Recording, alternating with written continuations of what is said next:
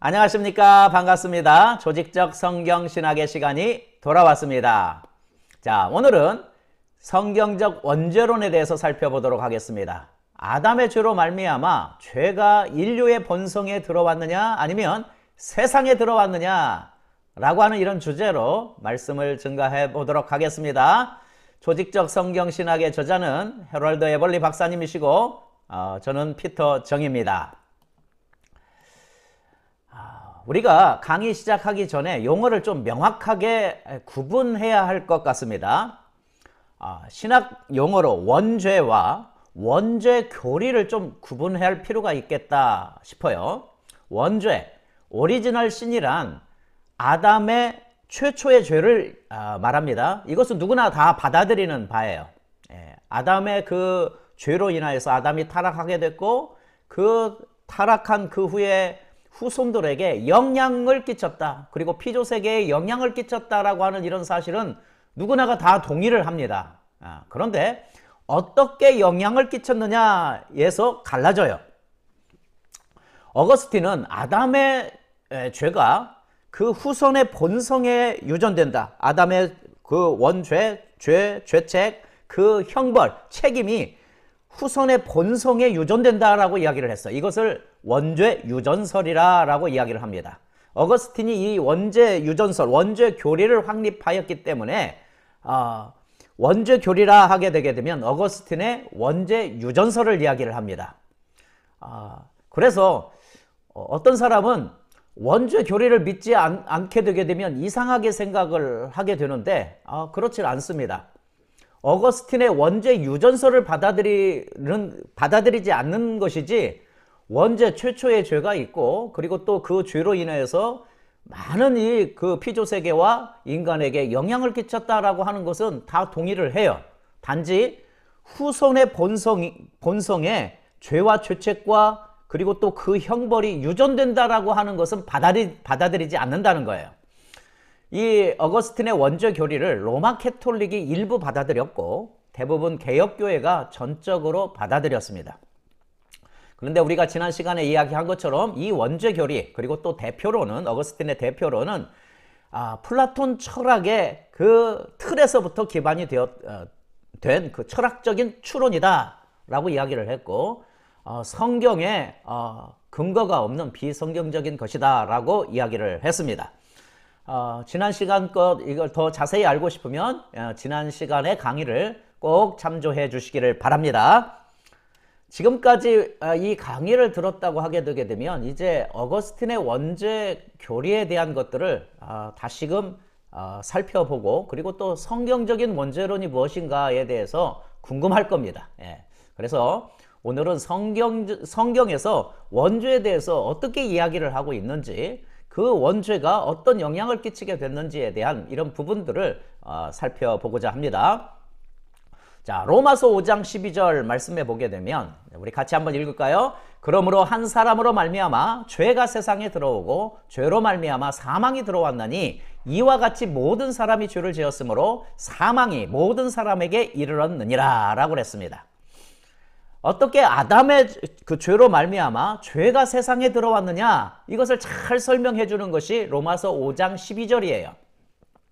자, 이 로마서 5장 12절에서 발견되는 세 단계가 있습니다. 1단계는 뭐냐면 한 사람으로 말미암아 한 사람을 통해서 죄가 세상에 들어왔다는 거예요. 이건 사실이죠. 2단계 그 죄로 말미암아 죄를 통해서 사망이 들어왔다라고 하는 겁니다. 3단계 그래서 사망이 모든 사람에게 이르렀다라는 거예요. 왜 사망이 모든 사람에게 이르렀느냐? 모든 사람이 죄를 지었기 때문에 모든 사람 각자가 죄를 지었기 때문이다 라고 로마서 5장 12절은 명확하게 이야기를 합니다. 그래서 1단계부터 한번 살펴볼까요? 한 사람을 통해서 죄가 세상에 들어왔다. 이것은 진리입니다. 이건 사실이죠. 우리가 보통 이 로마서 5장 12절에 죄가 세상에 들어왔다. 세상 헬라어로 코스모스라고 하는데 이 코스모스라고 하는 이런 뜻은 뭐냐면 질서 있는 체계 혹은 인류 세상 사람들을 이야기합니다. 좁은 의미로. 그리고 또 보편적으로 일반적인 의미로는 피조 세계를 이야기합니다. 그냥 세상을 이야기를 해요. 어떻게 죄가 세상에 들어왔느냐? 어거스틴과 칼빈과 같은 고전신학과 개혁신학에서는 아담이 죄를 지었을 때 죄가 인류의 유전적 본성에 들어왔다라고 이야기를 합니다. 그래서 이 코스모스를 인류의 유전적인 본성으로 번역을 한 거예요. 예. 그런데 아버지와 아들 신학 FST는 죄가 세상, 코스모스에 들어왔다라고 하는 겁니다. 예. 여러분, 아담이 죄를 지어서 죄가 세상에 들어왔어요. 이건 누구나가 다 인정을 하는 바입니다. 고전신학, 개혁신학, 그리고 또 이건 성경이니까요. 성경이니까. 아담이 죄를 지어서 죄가 세상에 들어왔는데 어거스틴은 그 코스모스를 인류의 본성이라고 그렇게 그걸 받아들인 거예요. 그런데 FST는 죄가 피조세계에 들어왔다라고 하는 것이 올바른 관점이다라고 주장하는 거죠. 여러분, 어느 관점이 옳을까요? 이 코스모스. 성경, 신구약을 통틀어서 이 코스모스라고 하는 이 단어는 인류의 유전적 본성으로 사용된 예가 없어요. 그리고 또 이 로마서 5장 12절인데 이 그 3장 뒤에 8장에서 오늘 보게 되게 되면 피조세계가 죄의 영향을 받았다라고 또 분명하게 사도 바울은 기록하고 있습니다. 피조물이 피조세계가 허무한데 굴복하게 되고 썩어짐의 종로로 탄 데서 해방되기를 원하고 있다. 죄의 영향을 심각하게 피조세계가 받았다라고 이야기를 하고 있어요. 죄가 코스모스에 들어온 것이지 사람의 그 인류의 그 본성에 들어왔다라고 성경은 이야기하고 있지 않다라고 하고 있는 겁니다. 이게 1단계입니다. 이것을 뒷받침하는 예가 가인의 예죠. 가인의 예죠. 창세기 4장 7절 말씀에 보면 네가 선을 행하면 어찌 낯을 들지 못하겠느냐? 선을 행하지 아니하면 죄가 문에 엎드러져 있느니라.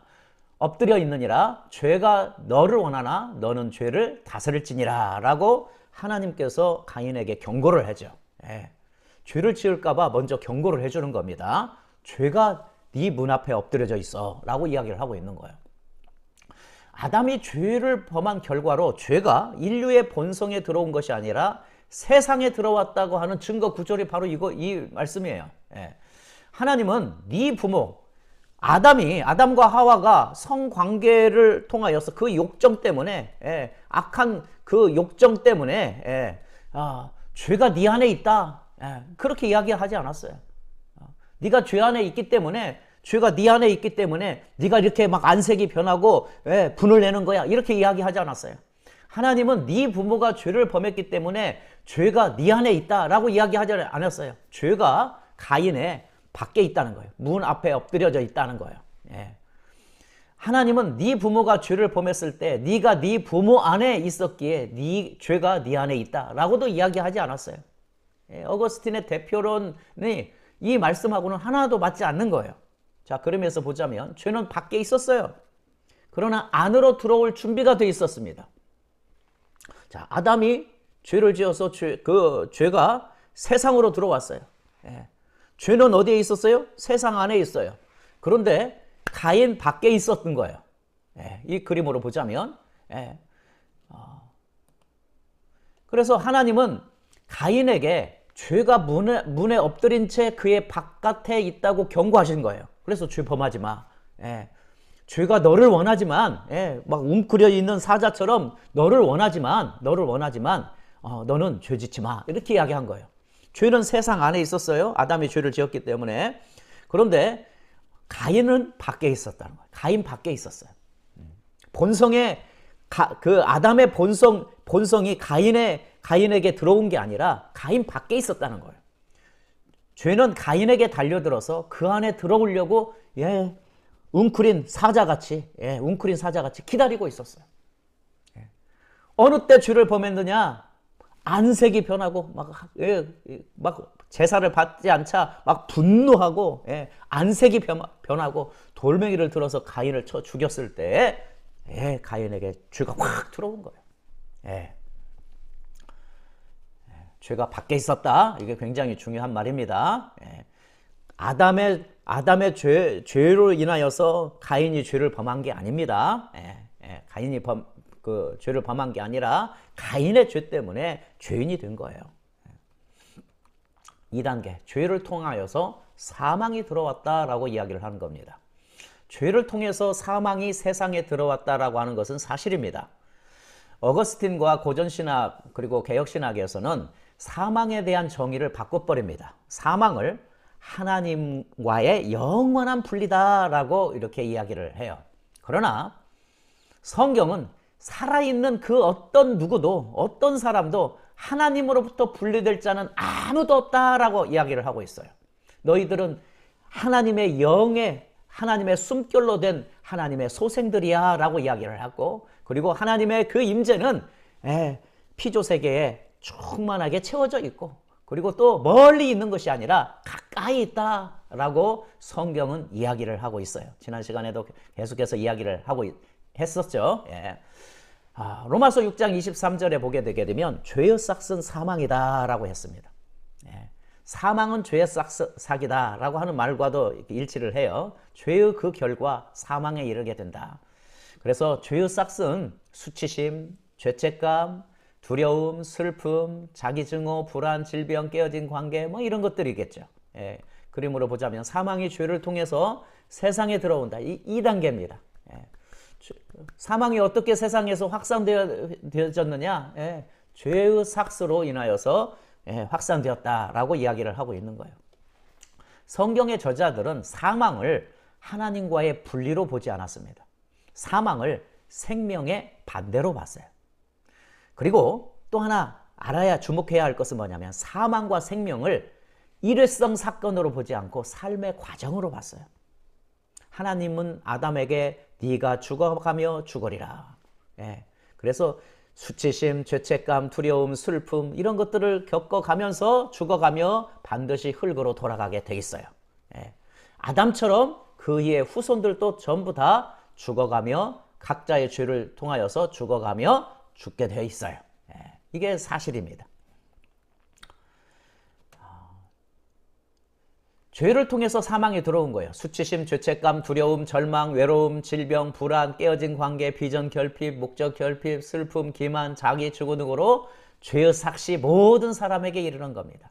사람들은 죄의 삭을 경험한 끝에 육체적으로 죽어요. 아담처럼 그들은 죽어가며 죽는 거죠. 그러면서처럼요 이렇게 죽습니다. 그래서 죄로 인하여서 한 사람의 죄로 말미암아 죄가 세상에 들어오고 그 죄로 인하여서 세상이 오염되기 시작을 하고, 그리고 또 오염된 그 결과로 더 많은 이런 사람들이 그 죄의 그 환경에 노출되어 있고요. 약화되어 있죠. 그 유혹에 약화되어 있는 이런 상황 가운데 있게 되고, 또 약화된 것 가운데 있기 때문에 더 많은 죄를 짓고 더 많은 죄를 지으니까 세상이 더 악해지고 이 악순환이 계속된다라고 이야기를 하고 있는 겁니다. 이게 성경적인 관점이에요. 3단계, 사망이 모든 사람에게 이르렀다는 거예요. 왜 사망이 모든 사람에게 일어났느냐? 왜 사망이 세상에 확산되었느냐? 로마서 5장 12절은 명확하게 이야기를 합니다. 왜냐하면 모든 사람이 죄를 지었기 때문이다. 각 사람이 죄를 지었기 때문이다 라고 이야기를 하고 있는 거예요. 그런데 어거스틴은 불가타 성경을 받아들입니다. 불가타 성경에는 이 로마서 5장 12절에 아담 안에서를 첨가했어요. 아담 안에서 모든 사람이 죄를 지었기 때문에 아담의 원죄 때문에 모든 사람이 죽는다. 이것을 받아들인 거예요. 어거스틴은. 그런데 아니다는 거예요. 그렇지 않다. 모든 사람이 스스로 죄를 지었기 때문이다. 불가타는 그 헬라의 관점으로 히브리 성경을 번역한 겁니다. 히브리 그 헬라의 그 세계관으로 그 히브리 성경을 번역한 거예요.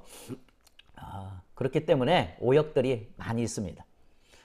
이렇게 그림에서 보자면 사망이 모든 사람에게 이르렀다는 거예요. 모든 사람에게 이르렀다. 왜요? 모든 사람이 죄를 지었기 때문이다. 이것을 계속해서 이야기를 하고 있어요. 예, 아담의 원죄 때문에가 아니라 어떤 부모의 때문에 죽는 게 아니라 부모의 그 죄 때문에 죽는 게 아니라 부모의 죄 때문에 내가 책임을 받아서 내가 심판받아서 내가 형벌 받아서 죽는 게 아니라 내가 각자가 죄를 범해서 죽는다는 거예요. 이게 에스겔 18장 20절. 아들은 아버지의 죄악을 담당하지 아니할 것이요. 성경은 연좌제가 없어요. 하나님의 심판대는 각자 받는 거죠. 심판은 각자 행위대로 받는 거죠. 사람은 아담의 죄로 인해서 죽는 게 아닙니다. 아담의 죄가 그의 후손 속으로 들어온 것이 아니에요. 아담의 죄가 세상으로 들어온 거지, 코스모스에 들어온 거지, 후손의 분성에 들어온 게 아닙니다. 사망이 모든 사람 속으로 들어온 이유는 모든 사람이 죄를 지었기 때문에 그렇습니다. 그러므로 아담의 원죄 유전설은 철학이에요. 철학적인 추론입니다. 이 철학적인 추론은 틀렸어요. 성경이 아닙니다. 자, 말씀 마칩니다. 성경은 아담의 죄로 말미암아 죄가 세상에 들어왔다고 했지 후손의 본성에 들어왔다고 말하고 있지 않아요. 물론 모든 사람이 죄를 저지른다는 것을 압니다. 그리고 죄가 실제로 모든 사람 속으로 들어온다는 것을 알아요. 또한 죄로 인해서 피조 세계가 오염된다고 하는 것을 알아요. 그래서 오염된 세계 속에 죄된 그런 환경 속에 태어난 사람들은 죄에 많이 노출되어 있기 때문에 유혹에 노출되어 있기 때문에 더 죄를 범할 수 있는 이러한 환경 가운데 있는 거예요. 그래서 각자가 죄를 범하기 때문에 안색이 변하고 분노하게 되기 때문에 죄가 그 사람 속으로 쑥 들어오게 되는 거예요. 그러나 성경은 아담의 죄가 그의 후손 속으로 들어온다고 말하지 않고 그리고 또 그렇게 암시하는 구절은 하나도 없어요. 각자의 죄 때문에 세상이 더럽혀졌고 각자의 죄 때문에 죄의 삭스로 사망에 이르게 되었다. 각자의 죄 때문에 심판받는 것이지 아담의 죄, 부모의 죄 때문에 심판받는 것이 아니라 우리 고린도후서 5장 10절에 이는 우리가 다 반드시 그리스도의 심판대 앞에 나타나게 되어 각각 선악간에 그 몸으로 행한 것을 따라 받으려 함이라 라고 그랬습니다. 오늘은 여기까지 하도록 하겠습니다.